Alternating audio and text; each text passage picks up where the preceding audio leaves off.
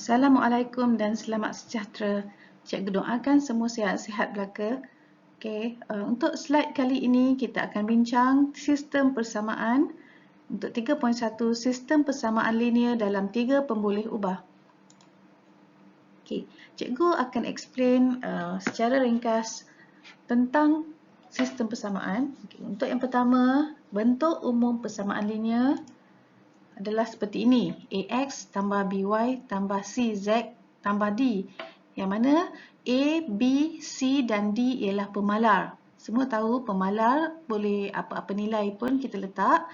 And then yang warna merah tu X, Y dan Z ialah pemboleh ubah. X, Y dan Z ialah pemboleh ubah dengan kuasanya 1. Bila kita kata linear pemboleh ubahnya berkuasa 1. Jika kita wakili dengan gambar rajah, kita akan dapat macam 3 paksi. Actually dia SATA ya. Macam 3 paksi X, Y dan Z. Untuk penyelesaian sistem persamaan linear dalam 3 pemboleh ubah ni, ada 3 jenis penyelesaian. Yang pertama, satu penyelesaian. Maksudnya, kalau dalam gambar rajah, ibarat ada satu garis lurus yang menyilang X dan Z, satu garis lurus yang menyilang Z dan Y, satu garis lurus yang menyilang X dan Y. Ketiga-tiga garis lurus itu akan bersilang pada tempat yang sama, memberikan 3 penyelesaian ataupun 3 nilai yang berbeza. X ada satu nilai, Z ada satu nilai, Y ada satu nilai, macam tu. That means SATA bersilang pada satu titik sahaja. Bermaksud akan jadi setiap pemboleh ubah mempunyai satu nilai. Yang kedua ialah penyelesaian tak terhingga. Macam mana tu? Kalau ada 3 SATA tu, satu garis lurus, satu titik sahaja. SATA bersilang pada satu garis lurus. That means nilai X dia bersilang dekat kosong, semua dekat paksi, dekat asalan situ. Jadi X bernilai kosong, Y bernilai kosong, Z juga bernilai kosong. Tiada penyelesaian. Macam mana tu? Dia ibarat ada satu garis yang selari dengan paksi Z. SATA Z tu. Dia sebenarnya tak bersilang. Gambar tu, garis lurus tu tak bersilang pun pada X tu, dia ke depan sikit. Jadi bila kita gerakkan, dia ibarat macam tu. Garis lurus tu pergi mana-mana pun dia tak bersilang pada mana-mana SATA. Maksudnya dia tak boleh tak dapat memberi nilai kepada X, Y ataupun Z. That means dia tiada penyelesaian. Boleh tak? Boleh gambarkan tak? Mari kita tengok contoh. Contoh 1. Selesaikan sistem persamaan linear yang berikut menggunakan kaedah penghapusan. Kita ada 3 persamaan yang tersenarai tu. Tips kita, nomborkan setiap persamaan. Yang pertama, persamaan kedua, persamaan ketiga. Yang kedua, jadikan mereka 2 pasangan. Maksudnya macam ni. Pasangan pertama mungkin 1 dan 2. Dan pasangan kedua 1 dan 3. Boleh juga nak buat 1 dan 2 sebagai pasangan pertama. Pasangan kedua 2 dan 3. Boleh je, mana-mana pun tak ada masalah. Cikgu buat pasangan yang pertama ialah nombor 1 dan 2. Cikgu tulis dulu yang pasangan pertama 4X tolak 3Y tambah Z sama dengan -10. And then pasangan kedua persamaan kedua 2X tambah Y tambah 3Z sama dengan 0. Pasangan kedua 1 dan 3. Kita tulis dua-dua dulu. Kita punya tujuan, kita punya aim, kita nak kena hapuskan satu pemboleh ubah. Contoh dekat sini cikgu pilih nak hapuskan X. Tengok pasangan pertama, X dia 4X dengan 2X. Jadi kita kena samakan. Macam ni, cikgu nak samakan, cikgu darabkan yang 2X tu dengan 2. So bolehlah dia jadi 4X. Bila kita darab dengan 2 tu, keseluruhan persamaan tu kena darab. Samakan. Okay, salin dulu 4x tolak 3y tambah z sama dengan negatif 10. And then 2x darab 2 jadi 4x. Y darab 2 jadi 2y. 3z darab 2 jadi 6z. Kosong darab 2, kosong lah. Nak hapuskan x, kita kena tambah ke tolak? Okay, dalam macam ni, kes ni, tolak lah, betul. Tolak, maksudnya 4x dengan 4x tu, hapuslah. Okay. Kenapa cikgu buat arrow dia kembang-kembang besar-besar tu kan? Nak kasih ingat bahawa negatif 3y, jangan tambah 2y. Kita kena operasikan dengan yang kat luar tu, tolak tu. Dekat arrow tu, sentiasa ingat. Negatif 3y tolak 2y. Sebab tu jadi negatif 5y. Z pun sama. Z tolak 6z. Sebab itu jadi negatif 5z. Negatif 10 tolak 0. Jadi negatif 10. Faham ya? Okay. Bila dah dapat jawapan tu, kita permudahkan. Dalam kes ini, cikgu nak cantikkan dia, cikgu nak jadikan dia positif. Jadi, cikgu bahagi dengan negatif 5. Sebab apa? Semua tu adalah faktor bagi 5. Faktor sepunya dia ialah 5. Dan dah bagi, tinggallah y tambah z sama dengan 2. Jadikan salah satu sebagai perkara rumus juga. Cikgu pilih y. Jadi y, z bawa sebelah, y sama dengan 2 tolak z. Okey, yang pasangan kedua pula, tengok. Cikgu nak samakan x, that means cikgu akan darabkan dengan negatif 4 supaya dia jadi 4x juga. Keseluruhan persamaan ketiga tu cikgu darabkan dengan negatif 4. Okey, salin dulu yang persamaan pertama. And then pasangan ketiga menjadi 4x tolak 8y tambah 20z sama dengan negatif 68. Nak hapuskan x, tolak juga. Okay.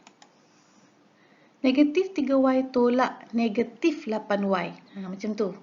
Bukan negatif 3y tolak 8y ya. Negatif 3y tolak negatif 8y. Jadi 5y. Z tolak 20z. Jadi negatif 19z. Negatif 10 tolak negatif 68. Jadi 58. Okay. Inilah yang kita maksudkan dengan kaedah penghapusan. Kita tolak dan ataupun kita tambah whatever. Yang penting kita akan hapuskan salah satu pemboleh ubah. Macam yang cikgu buat ni, cikgu hapuskan x. Okay. Langkah seterusnya ialah ganti. Yang kita dapat tadi, ni y sama dengan 2 tolak z ni, kita boleh gantikan ke dalam yang kita dapat. 5y. Y tu dah jadi 2 tolak z. Okay. Macam tu 10, kita kembangkan 10 tolak 5z tolak 19z sama dengan 58. Negatif 24z sama dengan 48. Okay, dah kira-kira. Dapatlah z sama dengan negatif 2. Seterusnya, kita dah dapat nilai sebenar z. Kita boleh gantikan masuk dalam y dan mana-mana persamaan untuk dapatkan nilai x. Y sama dengan 2 tolak z. Y sama dengan 4. Dah dapat dua-dua nilai ni. Okay. Cikgu pilih persamaan kedua. Mana-mana persamaan boleh. Persamaan pertama boleh, persamaan ketiga boleh. Okay, cikgu saja je nak pilih pasangan kedua. Gantikan nilai. Okay, contoh 2, selesaikan sistem persamaan linear yang berikut menggunakan kaedah penggantian. Tadi kita guna kaedah penghapusan. Untuk kaedah penghapusan, kita hapuskan satu pemboleh ubah terlebih dahulu. Lepas tu kita gunakan penggantian. Untuk kaedah penggantian, that means kita gunakan ganti daripada awal sampai habis. Okay, macam tadi juga kita nomborkan setiap persamaan. Persamaan pertama, kedua dan ketiga. Okay. Kalau kita perhatikan dekat sini, nombor 2, persamaan kedua tu ada 2 pemboleh ubah sahaja. Jadi kita boleh pilih dia, kita gunakan dia sebagai pemula. Macam mana tu? Okay, kita ambil y tolak 2z sama dengan 30. Dan y sama dengan 30 tambah 2z. Okay. yang ini kita dah dapat Y dalam sebutan Z ni, kita boleh gantikan dalam mana-mana persamaan. Persamaan pertama boleh, persamaan ketiga pun boleh. Cikgu ganti dalam yang pertama dulu. 3X tolak Y tolak Z sama dengan negatif 120. Kembangkan, permudahkan. Dapat 3X tolak 3Z sama dengan negatif 90. Dan permudahkan. Cikgu bahagikan dengan 3. Dapatlah X tolak Z sama dengan negatif 30.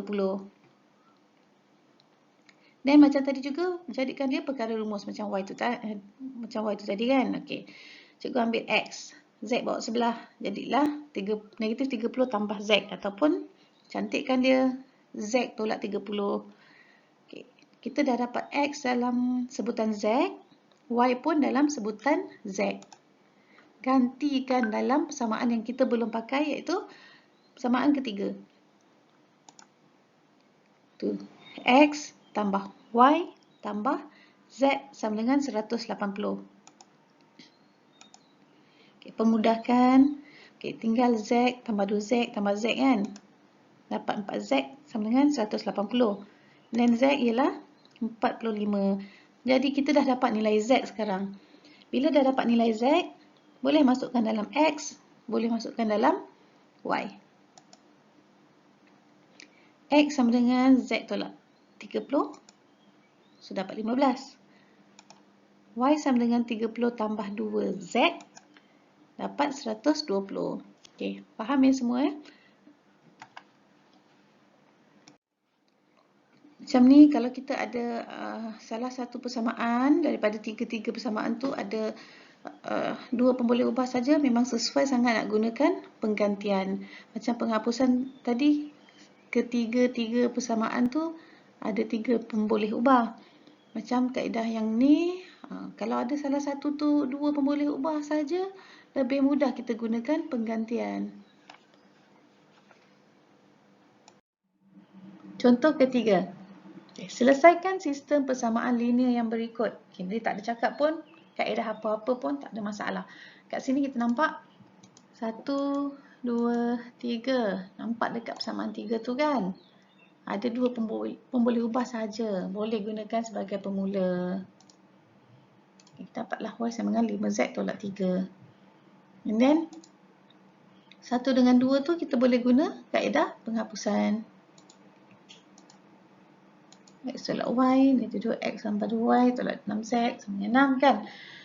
Kita nak hapuskan siapa ni? Nak hapuskan, katalah nak hapuskan X, so cikgu darab dengan 2 lah. 2X tolak 2Y tambah 6Z sama dengan 6. Dan salin balik negatif 2X tu. Okay. So operasi apa Kalau tolak. 2 tolak negatif 2 akan jadi tambah 4X. Betul. 2 tolak negatif 2 akan jadi positif. Jadi tak boleh guna tolak. Kena guna tambah. Tambah kan? So, X hilang. Negatif 2Y tambah 2Y pun hilang juga. Kosong juga. 6Z tambah negatif 6Z pun jadi kosong. 6 tambah 6 jadi 12. Semua dah tak ada pemboleh ubah. X pun hapus, Y pun hapus, Z pun hapus. Tapi kosong tak sama dengan 12. Betul. Bila kita kira tu kita dapat seolah-olah kosong adalah sama dengan 12. Kosong tak sama dengan 12. Jadi kalau macam ni, kes macam ni, inilah yang kita namakan kes tiada penyelesaian. Yang gambar gambar rajah tu macam ni. Kita gerakkan, dia tak akan bersilang mana-mana satah. Ini yang dinamakan tiada penyelesaian. Tengok yang kita buat ni tadi pun tak dapat pun digunakan. Sebab dekat sini kita tak jumpa pun X sama dengan apa, Y sama dengan apa, Z sama dengan apa. Sebab dia tak ada titik persilangan langsung. Okay, boleh faham Bila dapat macam ni, jangan panik. Inilah yang dinamakan kes tiada penyelesaian. Contoh 4. Selesaikan sistem persamaan linear yang berikut. Macam tadi juga kita numberkan dia. Okay, mesti ada 3. M hapuskan X. Okey, sekarang X tak cantik. X ada nombor 3, ada nombor negatif 5, ada nombor negatif 14. So, tak cantik. Cikgu pilih Z. Kita boleh hapuskan Z. Okey. Jadi, cikgu ambil pasangan 1 dan 2 dulu. Cikgu tulis 3X dengan negatif 5X kan. Z kita yang pertama 2Z. Yang ketiga, yang kedua 4Z. So, kita kena darabkan dengan 2, betul? Jadi, cikgu salin yang nombor 2 dulu. Lepas tu baru cikgu salin yang darab 3 darab 2 jadi 6, 5 darab 2 jadi 10, 4 darab 2 jadi 2 darab 2 jadi 4, 13 darab 2 jadi 26. Nak hapuskan Z bila nilai ataupun bila simbol dia sama ni. Of course kita akan guna tolak. Jadi negatif 4Z tolak negatif 4Z akan hapus kosong. Lepas tu terus buat yang lain. Negatif 5X tolak 6X dapat negatif 11X. Negatif 2Y tolak 10Y dapat negatif 12Y. 20 tolak 26 dapat negatif 6. Okay. Pasangan 1 dan 3. Okay, dah salin semua. Z dengan Z dua-dua pemalarnya 2. Tapi satu positif, satu negatif. Ni. Bila satu positif, satu negatif, kita tak boleh guna tolak. Sebab bila tolak, dia akan menghasilkan nilai. Contohnya, negatif 2Z tolak 2Z. Dia akan jadi negatif 4Z. So, tak boleh. Kita kenalah gunakan operasi tambah. So, tambah. 3 tambah negatif 14. Oh, sorry. Itu dia dihapuskan. Jadi negatif 11. 5 tambah negatif 17 jadi negatif 12. Negatif 2 tambah 2, kosong lah. 13 tambah negatif 19 jadi negatif 6. Lepas dah buat tu, nampak tak? Tu. Negatif 11X tolak 12Y sama dengan negatif 6. Dua-dua sama. Bila sama, kita tambah ke kita tolak ke kiri dengan kanan akan jadi nilai yang sama. Okay, dekat sini kita cuba tolak. Bila kita tolak, negatif 11 tolak negatif 11 akan jadi kosong. Negatif 12 tolak negatif 12 jadi kosong. Negatif 6 tolak negatif 6 jadi kosong. So, kosong sama dengan kosong. X, Y, Z semua kosong. Bila dapat macam ni, kiri dengan kanan nilainya sama, kosong. Maksudnya kes begini, penyelesaian tak terhingga. Okay, ini yang gambar ajar. Graf kita macam ini. Dia bersilang X ke Y ke Z ke, semua masuk dekat, bersilang dekat kosong tu. Contohnya. Faham Okay. Apa beza dengan yang tak ada penyelesaian tadi? Bila tak ada penyelesaian, maksudnya kiri dengan kanan nilai dia berbeza. Lepas tu tak ada nilai X, tak ada nilai Y, tak ada nilai Z. Okay, untuk persamaan penyelesaian tak terhingga ni pula, kiri dengan kanan nilainya sama. Okay, faham? Okay, untuk contoh bagi penyelesaian masalah. Baca Patricia telah melabur sebanyak 24,500 dalam 3 amanah saham. Dia membahagi wang itu kepada 3 akaun amanah saham yang berbeza. P, Q dan R. Okay, dekat sini kita dah nampak. Kita punya pemboleh ubah, dia bagi nama P, Q dan R. Pada akhir tahun, dia telah mendapat keuntungan. Untung sebanyak 1,300. Faedah tahunan bagi setiap akaun masing-masing ialah 4%, 5.5% dan 6%. Okay, dekat sini kita boleh nampak 4% tu P punya, 5.5% tu Q punya, 6% tu R yang punya. Okay, jumlah wang dalam akaun P adalah 4 kali ganda akaun Q. Berapakah jumlah wang yang telah dilabur dalam setiap akaun amanah saham itu? Yang telah dilabur. Maksudnya nak nilai yang asal lah. Jadi nak selesaikan tu kena kenal pasti maklumat dulu. Okay, 24,500 dalam 3 amanah saham. Apa 3 amanah saham tu? P tambah Q tambah R. Okay, tiga-tiga tu bila kita tambahkan nilai dia adalah 24,500. Okay, yang 1,300 tu ialah untung. Untung yang terhasil yang dapat daripada faedah 4%, 55% dan 6% tu. Betul? Kita boleh tulis macam ni. 4% tu 0.04 lah. 0.04% untuk P, 0.04P, 0.055Q, 0.06R. Okay. Hasil tambah dia tu kita dapat 1,300. And then, wang akaun P, 4 kali ganda akaun Q. Maksudnya P sama dengan 4Q. Okay. Nama macam tadi juga kita numberkan dia 1, 2 dan 3. Dekat sini kita nampak nombor 3. Kita tengok yang nombor 3 tu ada 2 pun boleh ubah je. Jadi kita boleh gunakan, gantikan dalam mana-mana persamaan. 1 ke 2 ke boleh. Kat sini cikgu gantikan dalam persamaan yang pertama. P tambah Q tambah R sama dengan 24,500. Jadi 4Q dengan Q tu jadi 5Q. Betul? And then 5Q tambah R tu kita pilih salah satu untuk jadi perkara rumus. Ambil yang single. Ingat ambil yang single. Q dah ada pasangan. 5 tu pasangan dia. Tak mau.